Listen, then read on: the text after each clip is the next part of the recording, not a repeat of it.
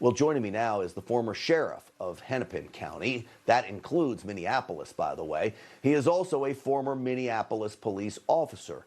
Rich Stanek is here. Sheriff, it's great to have you on the program.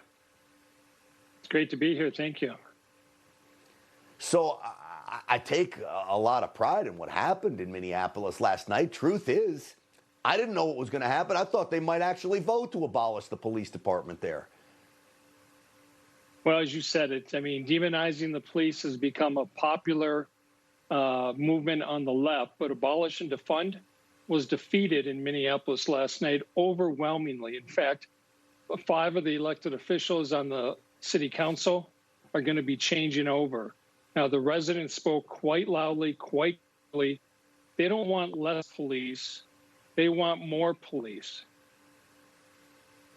And so these local issues seem to be really taking hold. Nowhere is it more evident than Minneapolis, a city that was plagued with violence and crime and really still is. We also saw the riots there in Minneapolis. Do you think the leadership of the Democrat Party are just this out of touch with the people on the ground? You know, I think the far left from the Democratic Party are that far out of touch. And they tried and tried and tried on this abolish and defund movement. We all know it's a failed experiment. You've reported many times the rise in violent crime, not just in Minneapolis, where murders are nearly double or 2.5 times what the number was a couple years ago, carjackings, robberies, shootings. Its time has come and passed. The public has spoken out. They don't want any more. Business owners, residents of the city, they want to be safe and secure in their homes, their neighborhoods, their businesses.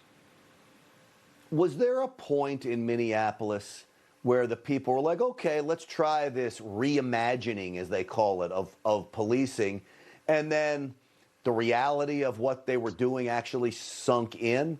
Or do you think people were against this the whole time? You know, this started about 14, 15 months ago when 9 of the Minneapolis City Council members stood on a stage proudly just a week or so after the tragic death of George Floyd and said, defund the police, big 3-foot letters in front of the stage. And for the next 14, 15, 16 months, they went to work on that agenda. It cost 5 of them their reelection bids. It threw the city into chaos and turmoil. Like I said, we sit at about 82 murders this year already. A couple months left to go before the end of the year. We usually average about 35 or so.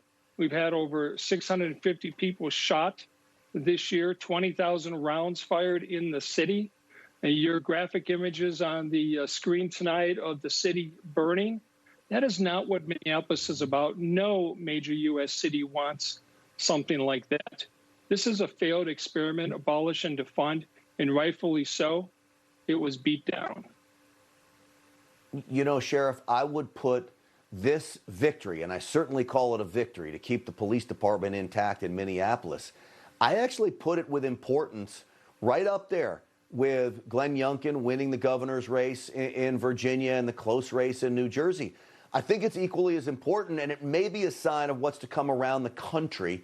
Do you think this is a sign for what we may see around the country now? I absolutely believe it is. I believe that the left overplayed their hand on this one. They are reeling now from it after last night's elections. In our case, it was a municipal election.